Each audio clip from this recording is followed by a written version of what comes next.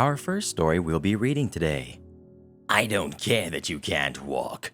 Give me that scooter now. From user D. Yoshi. After that, I'm not watching your kids on my 18th birthday. From user MadRen15. And then we'll be finishing up with Entitled Dinosaur Tries to Go into the Pool. From user Desbar. Thank you so much to our authors for letting us read your stories. And if you're an author who would like me to read your stories next, please submit them to the r/Mr. Reddit subreddit. And if you're new, don't forget to subscribe and turn on notifications for new stories from Reddit every single day. I don't care that you can't walk. Give me that scooter now. Hey, Mr. Reddit. I've been listening to you on YouTube for quite some time, and I enjoy listening to your videos. Never would I have thought I would have an entitled parents tale of my own, but here we go. If you decide to use this in a video, please do so, and link me in the video on here. First, I don't really post here, so I'm not very aware of formatting, and I'm on mobile. Second, English is my first language. I'm just a spud on a good day. Now for some backstory that is very important to this tale. While I was training Brazilian Jiu-Jitsu earlier this week, I was injured to the point that I required crutches, making it very difficult to walk. It's getting better, but I may require surgery. Now, on to the main attraction. Typical cast. Karen. We've got Karen's awesome husband. We've got me. I will be calling myself Yoshi from the viewpoint of my girl. We've got Purple, who is my girl, and R, Purple's little monster. I love that kid, even though she acts like a typical little jerk kid. So, I was at Six Flags with my girl, Purple, and R, and we are having the time of our lives. Going on rides, though we had to wait a bit and child swap because the little one is too little for the rides we like. Now, I would like to point out at this moment, I'm riding around on a little mobility scooter that anyone and everyone can rent. I rented one because I didn't want to walk around on crutches all day. Forget that noise. Back to the story. So, Purple and R go to the restroom, and I hit up the smoking section to vape because I was dying without my nicotine when she appears. The devil incarnate. The wild, majestic Karen. She approached me with the oh-so-brisk, "Can I speak to your manager" walk, and says, Excuse me, can I ask you a question? I'm thinking in my head, oh yeah, here we go, .gif. I've seen plenty of YouTube videos regarding Karens. Can I help you, ma'am? I was wondering if I can take down your number and borrow your scooter, and I give you a call when I am done with it.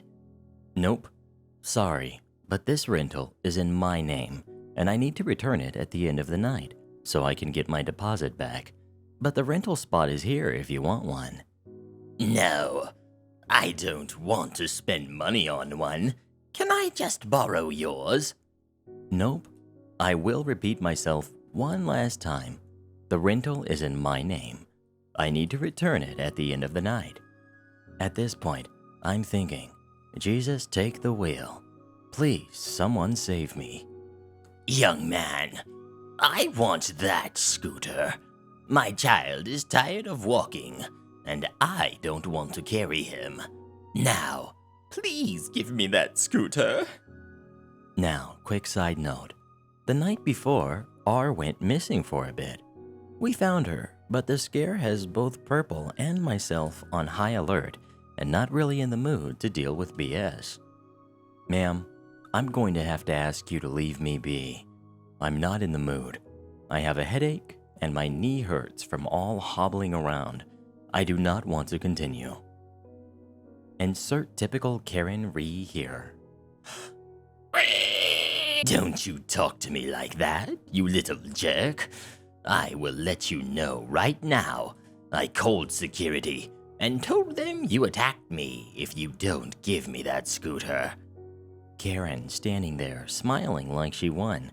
Again, I'm cradling crutches and on a scooter. I can't stand up on my own power without at least one of my crutches. I clearly am wearing a knee and ankle brace to support my leg. It's about 6 p.m., and I'm ready to go home because I'm exhausted mentally from losing R for that little bit physically because I've put so much strain on my body during the recovery process. I tell her, please make my day. You come over, demand to take my rental scooter that is actually helping me be mobile. You insult me and attempt to make a false claim for something that I didn't do. I'm sick of your crap, lady. Now I'm going to ask you this just once and only once. Please leave me be. She starts her typical Karen rant, calling me names and screaming. I don't want to post what she said because the language she used, and I'm fed up with it. And at this point, I grabbed the key and turned on the scooter and started riding off into the distance. At this moment, I see my girl and R walking back towards me and hear Karen screaming in the background. Purple asks, Yoshi, is everything okay? She's worried because I have this really mean look on my face like I want to hurt someone. Which sucks because I did at this point and I can't train because of a busted knee. Yeah, everything will be fine. Just some Karen doing Karen things, demanding my scooter. She breaks out laughing because she finally understands what a Karen is after listening to a couple of your videos while we drive around. Not the biggest fan, but will admit the two she listened to cracked her up. Now, everyone is thinking that is it. Six Flags is a huge place, that I'll never see her again. Well, my peeps, you are sadly mistaken.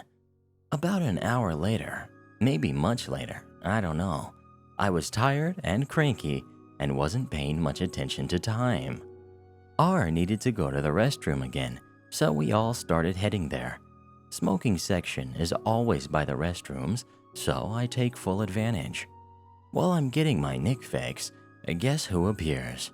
If you said Karen, you're correct. Karen approaches me with her awesome husband and her spawn in tow. Karen. Ah, there. That's the jerk who didn't want to give up his scooter. I'm vaping and enjoying some peace and quiet without Purple's jerk monster throwing a level 2 nuclear meltdown because she didn't get what she wanted at that exact moment.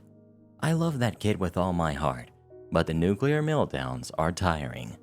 Anyway, back to the story. Me thinking in the back of my head, let's get ready to rumble boxing round 2.avi. Awesome husband tells Karen, let me handle this, and walks up to me calmly. Me thinking to myself, this might end bad. I'm injured and I don't really want to have to defend myself. I need both legs. Hello, young man. I'm sorry to bother you, but I want to apologize for my wife's behavior. I can clearly see you're injured and you have that scooter for a reason. I'm obviously shocked at this point. Like, what? I would like to know how you got that injury to your knee. So I proceed to tell him how I was training for my first competition in the winter and fight next year, and if I train harder, then I might be able to go to Pan Ams and the Olympics. Brazilian Jiu-Jitsu is finally going to the Olympics, but I will have to take top 3 overall in the Pan Ams to qualify. Pan Ams is the Brazilian Jiu-Jitsu version of the Olympics. It's our world championship. Young man, I hope you make a speedy recovery and can live your dreams. Thank you for your time. Awesome husband stands up, shakes my hand, and walks over to Karen and tells her to stop bothering people. And if she wanted a scooter, all she had to do was ask him and they would have rented one. I'm left flabbergasted and Purple and R come back.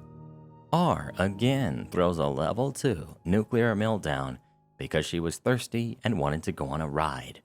My headache came back almost immediately. We started walking, well, me rolling, toward the ride, which was the final ride of the night. Thanks guys for reading my story. If there's anything that needs clearing up, let me know so I can edit. Next, we've got I'm not watching your kids on my 18th birthday.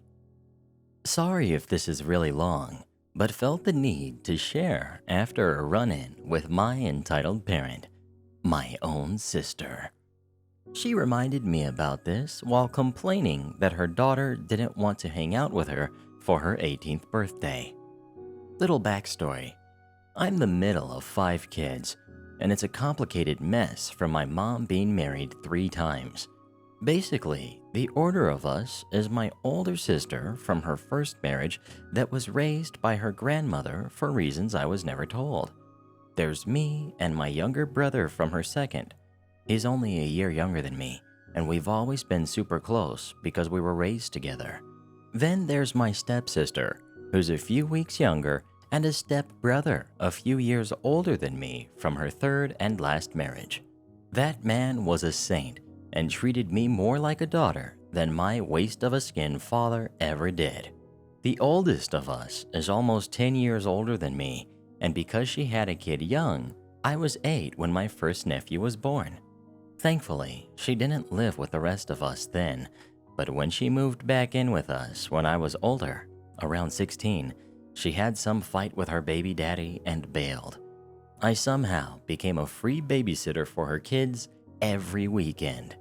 This really upset me because my mom not only allowed it, she told me I had no choice because she needed time away from the kids. Never mind the fact that I'm juggling school, a part-time job, and Army cadets, and she was a stay-at-home mom. I had one night to myself each week to do my homework or go out with my friends, and my sister would bugger off and leave me with her little goblins. She didn't even have the decency to feed them first, and those little jerks, ages 2, 7, and 8, were picky eaters. And trying to do my homework with these 3 fighting was more than I could take. It came to a point that I stopped coming home till late on my days off and just heading to the library or friends instead. This was also in the days before cell phones were commonplace and cost like $900 up front, so my sister couldn't text to demand where I was. I often miss the days before texting and social media for reasons like this. I know, ironic considering I post on Reddit.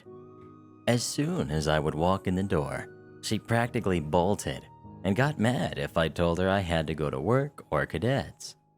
Other problems she caused were things like when my boyfriend would pick me up before school and she would hit on him. Once she grabbed his car keys and dropped them down in front of her and told him if he wanted them, he would have to grab them. He quickly responded that he didn't want his hands anywhere near her, and we ended up walking. I lived close enough to the school, but he didn't, and I had to lend him my bus pass until I could get his car keys back. Or she poked fun at a friend of mine who was really short due to Turner syndrome. On top of that, my mom and stepdad, who were truck drivers, were home less and less as we got older. My mom had made me start to pay rent when I got my part-time job, about $50 a week that went into helping the bills. I hated that because I didn't make a lot and my bus passes were not cheap. My mom also started to tell me that the money that I would give her for my rent was to go to my sister to buy groceries. My sister, on the other hand, used it to go to the casino with her other sister, then lie to my mom and tell her that I didn't give her the money. Had to start getting her to sign receipts from a book I got at a dollar store just to prove she was full of crap.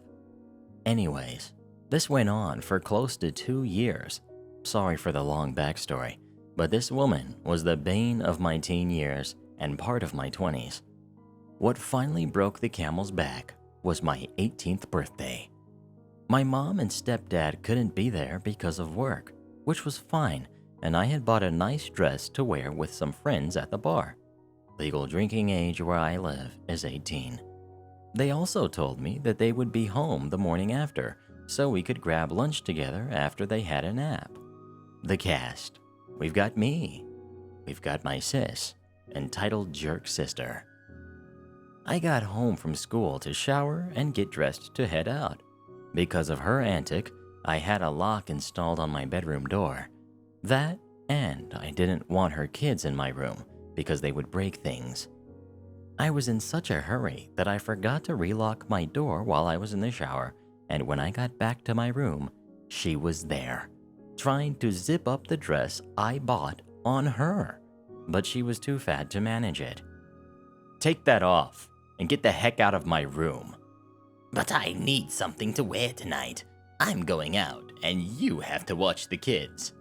"Like heck I am. It's my 18th birthday. I'm going out." But I need you to watch them. You haven't been home, and I can't afford a sitter. Then I hear a rip as one of the side seams bursts open. Smugly, she takes it off and drops it to the floor. Looks like you're not going now, huh? And she walked out of my room. I checked the dress. The stitches on the seam broke, so I could fix it in less than 5 minutes. I call my boyfriend and tell him what's going on, and he told me he would handle it and to get ready to go.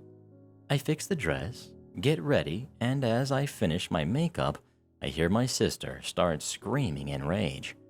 I go outside and barely hold back my laughter.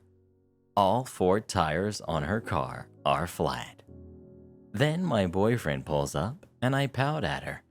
"Looks like you won't be going anywhere, huh?" And we leave. Boyfriend had parked his car down the street and snuck over to let the air out, but not slash them. He wasn't that much of a jerk. That night was a blast, what I remember of it. I didn't get home until the crack of dawn, just as my parents got home. Mom didn't say anything, just asked if I had fun and told me to be up by 11 so we could go and eat. I went to my room and collapsed into my bed. I heard my sister start to whine to them in the kitchen. Must have thought she could turn this to get me in shot. But my mom wasn't having any of it and tore into her like I had never heard before.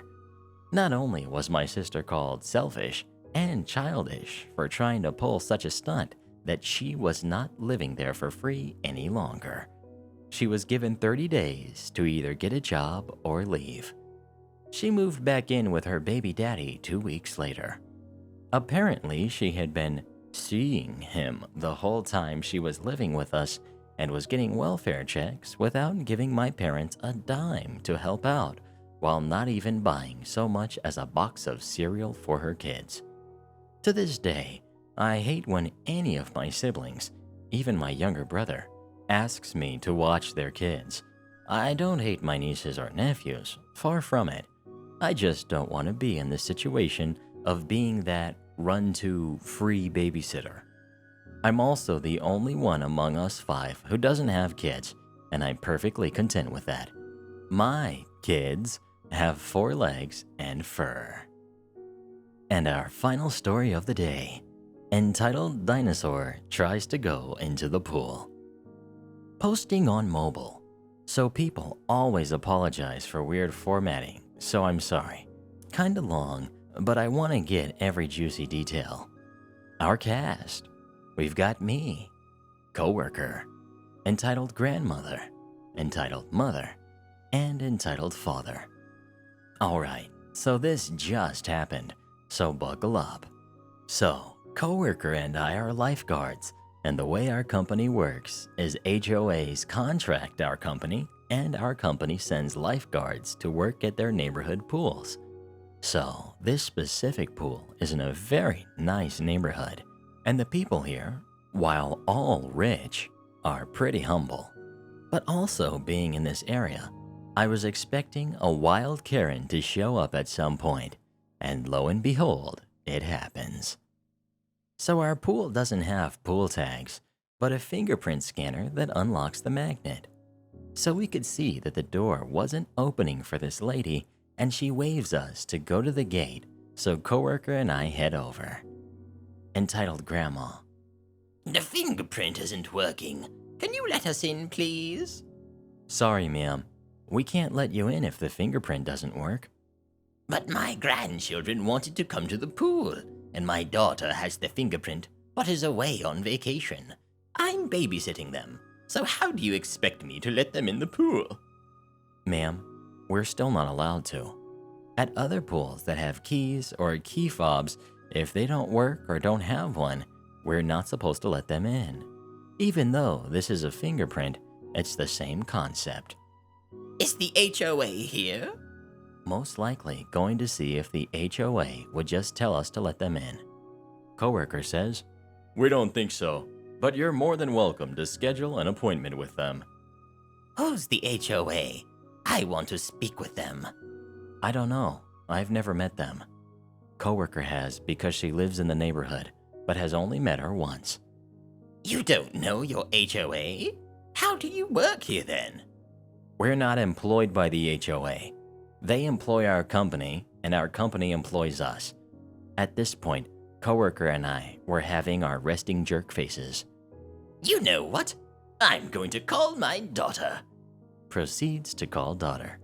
Yeah, they're not letting us in. They said we need a fingerprint, but you're out of town. She was on speaker. Entitled Mom says, I told you to get a fingerprint done when I left.